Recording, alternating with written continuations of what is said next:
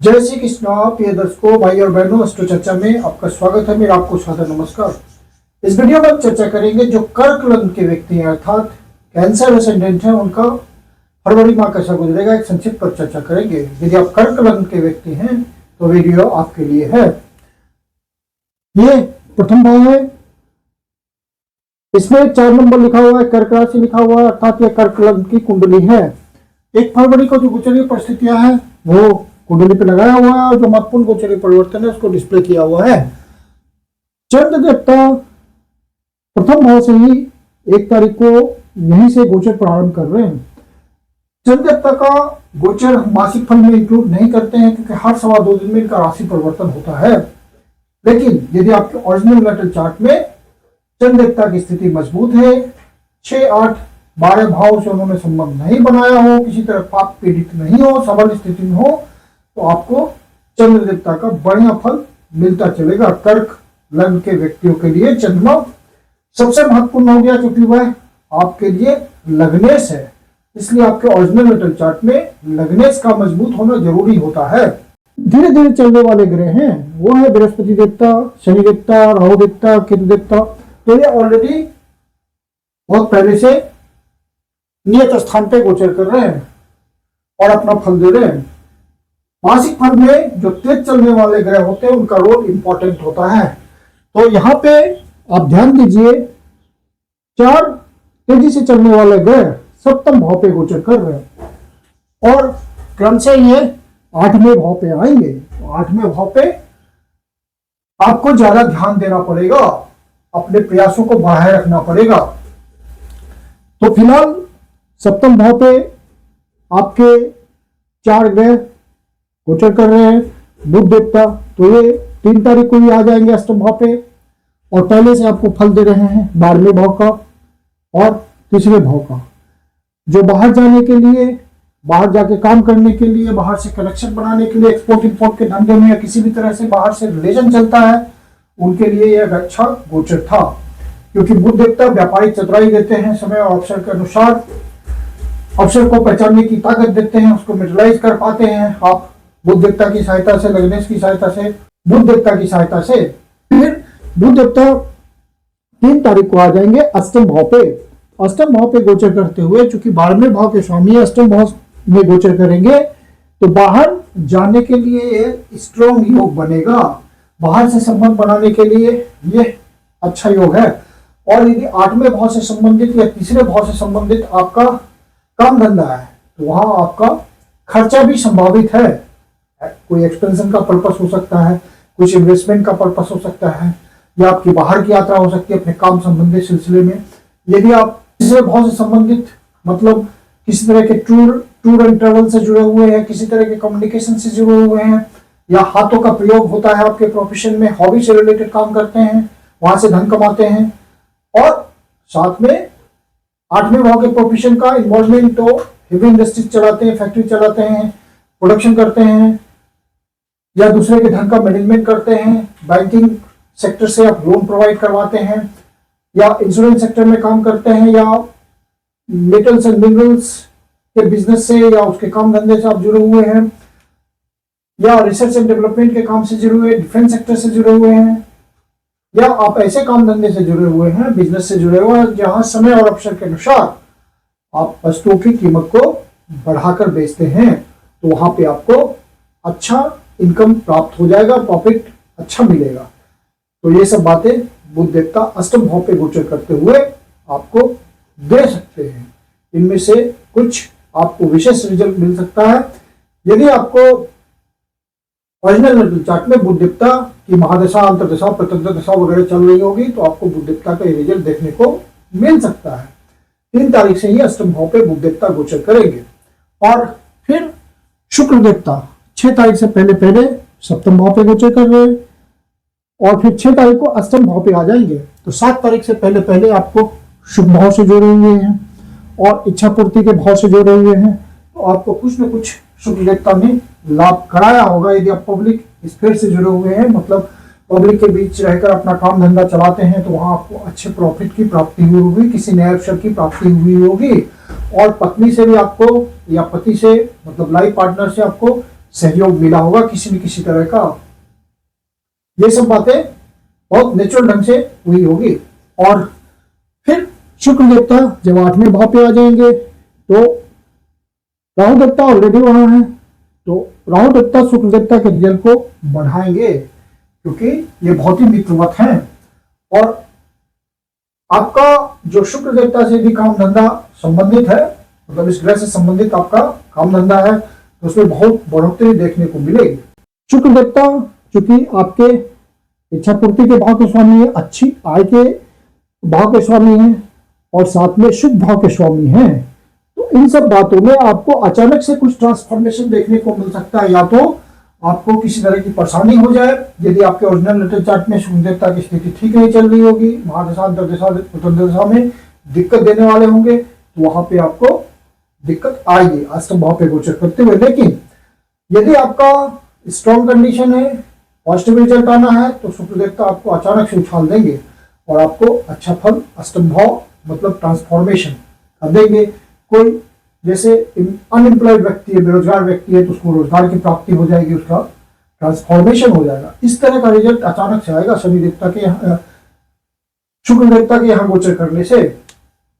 और शुक्र देवता आपको अपने बड़े भाई का सहयोग दिला सकते हैं, अपने दोस्तों को आपके लिए मदद करने के लिए प्रेरित कर सकते हैं, समाज के जो प्रमुख के लोग हैं उनसे आपको मदद दिला सकते हैं, लार्ज नेटवर्किंग संस्थानों से आपको मदद मिल सकता है। तो ये सब शुक्र देवता आपको नेचुरल रूप से करेंगे।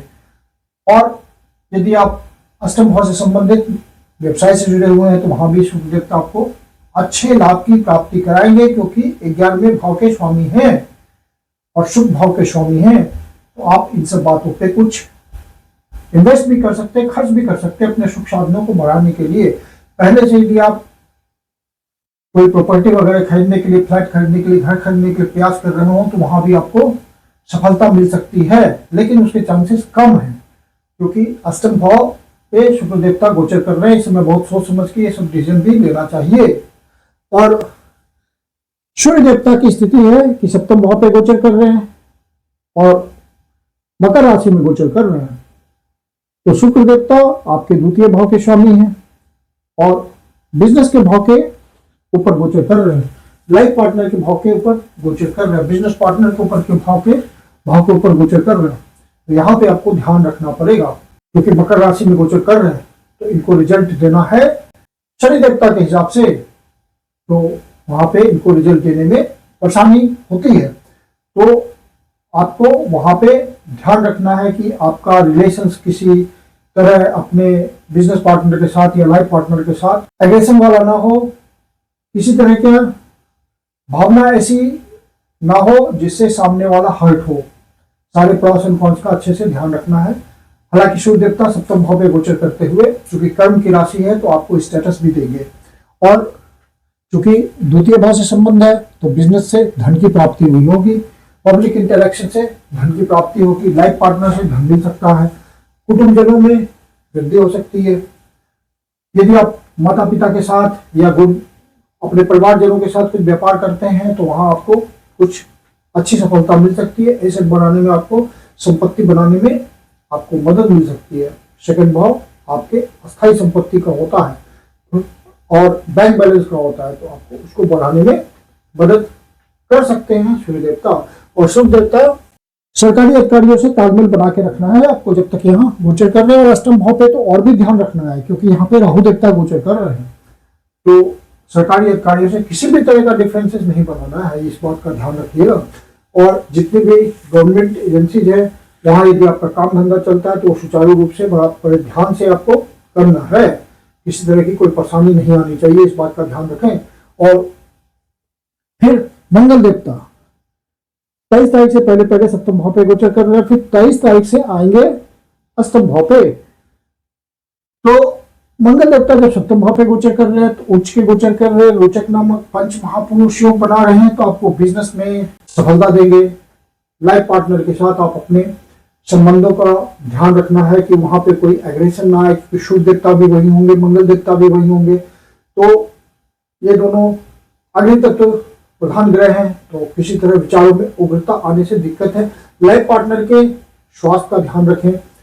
और बिजनेस के सिलसिले में यदि आपका पार्टनरशिप है तो वहां पे आप सारे डिसीजंस सौहार्दपूर्ण ढंग से ले, किसी तरह की वहां पे आपको उत्तेजना नहीं होनी चाहिए, इस बात का ध्यान रखें। और चूंकि मंगल देवता और सूर्य देवता यहाँ गोचर करेंगे तो लग्न को भी प्रभावित करेंगे, तो आपकी पर्सनालिटी प्रभावित होगी और वहां पे आप अग्रेशन ना के कोई गलत डिसीजन ले सकते हैं। तो इस बात का आप ध्यान रखें, क्योंकि आपका कर्क राशि का लग्न है और कर्क राशि थोड़ा सा डिसीजन लेने में जल्दी करते हैं, तो इस बात का ध्यान रखें। और मंगल देवता जब 8वें भाव पे आ जाएंगे, राहु देवता वही गोचर कर रहे हैं, तो लेकिन मंगल देवता अपने रिजल्ट को मजबूती से देंगे, क्योंकि जब राहु देवता और मंगल देवता की बात आती है तो मंगल देवता भारी पड़ते हैं, तो मंगल देवता के रिजल्ट में कोई कमी नहीं होगी, वो सुचारू रूप से अपना रिजल्ट देंगे। और इस समय चूंकि मंगल देवता अष्टम भाव पे रहेंगे और आपके कर्म भाव के स्वामी हैं और साथ में पंचम भाव अर्थात पूर्व पुण्यास भाव के स्वामी हैं, तो पूर्व पुण्यास से अष्टम भाव का संबंध बनेगा, तो यहां से 1 2 3 4 मतलब इस भाव से आपको सुख की प्राप्ति देंगे मंगल देवता। तो आप यदि पंचम भाव से संबंधित व्यवसाय से हैं, जैसे सिंगिंग, डांसिंग, म्यूजिक, आर्टिजनशिप, थिएटर या फिल्म इंडस्ट्री या टीवी इंडस्ट्री या स्पोर्ट्स इंडस्ट्री या स्पोर्ट्समैन है, तो आपको यहाँ पे अचानक से अच्छे अवसरों की प्राप्ति होगी, प्रयास में लगे रहिए। और यदि आप पहले से लव अफेयर में तो वहां बहुत ध्यान रखिए, धोखा हो सकता है। इस समय नए रिलेशन को बिल्कुल नहीं बनाएं जब तक मंगल देवता अष्टम भाव पे गोचर करेंगे 23 तारीख के बाद। और ड्राइविंग वगैरह बहुत केयरफुली करें जब मंगल देवता 8वें भाव पे गोचर करेंगे। और जो शेयर मार्केट के धंधे में है, स्पेकुलेशन करते हैं, उनको भी बहुत सावधानी बरतनी है मंगल देवता के 8वें भाव पे गोचर करने के समय। और मंगल देवता आपके कर्म भाव के भी स्वामी है, तो कर्म भाव पे अपने सीनियर्स के साथ, बॉस के साथ बहुत तालमेल बना के चलना है, जूनियर्स का सहयोग सही से लेना है। यदि आप कहीं बहुत सीनियर पोजीशन में है तो वहां भी आपको ध्यान रखना पड़ेगा, सारे डिसीजन प्रॉपर लेने पड़ेंगे, नहीं तो डिफरेंसेस होंगे अपने अधीनस्थ कर्मचारियों के साथ और ऊपर के कर्मचारियों के साथ, तो इस बात का ध्यान रखें। बाकी बहुत स्मूथ गोचर है, कोई दिक्कत नहीं है, अच्छा रिजल्ट आपको मिलेगा। और चंद्र देवता जब 6ठे भाव, 8वें भाव, 12वें भाव पर गोचर करते हैं तो हमें विशेष रूप से ध्यान रखना होता है। चंद्र देवता 6ठे भाव पे गोचर कर रहे हैं 12, 13 और 14 तारीख को, तो इन दिनों सीनियर सिटीजन अपने स्वास्थ्य का ध्यान रखें, अनावश्यक वाद विवाद में ना उलझें, कोर्ट कचहरी के मामले से बचें। और जब चंद्र देवता 8वें भाव पे 17, 18 और 19 तारीख को गोचर करेंगे तो इन दिनों आप विशेष रूप से ध्यान रखिएगा, क्योंकि चंद्र देवता राहु देवता के ऊपर गोचर करेंगे तो स्थिति कभी नाजुक भी हो सकती है। यदि आपका ऑरिजिनल चार्ट मेटल चार्ट में कोई दिक्कत होगी तो यहाँ पे आपको निगेटिव रिजल्ट मिल सकता है, इस बात का ध्यान रखिएगा 3 दिन विशेष रूप से। और यदि कोई विशेष मानसिक परेशानी हो तो शिव जी के मंदिर में जाकर के शिवलिंग का दूध से जल से अभिषेक करें, ओम नमः शिवाय का जाप करें, शिव जी आपकी पीड़ा हर लेंगे, या विष्णु सहस्त्रनाम का पाठ करें। और चंद्र देवता जब 12वें भाव पे गोचर करेंगे 26 और 27 और 28 तारीख को, तो इन दिनों आध्यात्मिक उन्नति के लिए बहुत बढ़िया दिन है। जो आध्यात्मिक उन्नति में लगे हुए हैं वो यहाँ पे ध्यान दें, उनको प्रगति महसूस होगी। और इस समय आपका कोई बाहर की यात्रा भी हो सकती है, ऑफिस के पर्पज से या फैमिली पर्पज से, देश के भीतर सुदूर प्रदेश की या विदेशों की, तो अपने बजट को संतुलित रखिएगा। मैं कुंदन शर्मा आपको कहा कि स्वागत करता हूँ। यदि आपके जीवन की कोई समस्या और एस्ट्रोलॉजिकल सॉल्यूशन लेना चाहते हो तो आप पर्सनल कंसल्टेशन ले सकते हैं। मेरी अपनी कंसल्टेशन शुल्क होती है। कंसल्टेशन के लिए, बुकिंग के लिए व्हाट्सएप नंबर है 9212224958, आप इस पर बुकिंग कर सकते हैं। धन्यवाद।